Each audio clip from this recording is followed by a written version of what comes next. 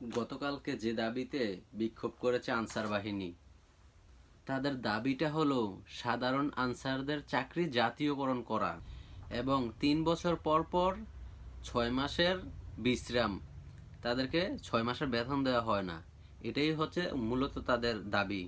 এখন কথা হচ্ছে, দাবি তো শুধু আপনাদের একার না, বাংলাদেশের ছাত্র জনতা, সাধারণ মানুষ হতে রিক্সা চালক হতে সিএনজি চালক হতে প্রত্যেকটা মানুষের দাবি আছে। তো এখন যদি আমরা সবাই এই দাবি নিয়ে সচিবালয় ঘেরাও করি, অস্থায়ী একজন সরকার উনি আসছে, যেগুলা জরুরি সংস্কার করা দরকার ওইগুলো উনি করে যাবে।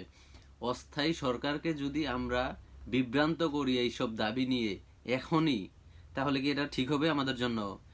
আমাদের বাংলাদেশের পরিস্থিতিটা আরো বিঘ্ন হবে। আমাদের এগুলা এখন বন্ধ রাখা উচিত। বর্তমানে বাংলাদেশের প্রত্যেকটা ডিপার্টমেন্ট, প্রত্যেকটা স্তরে স্তরে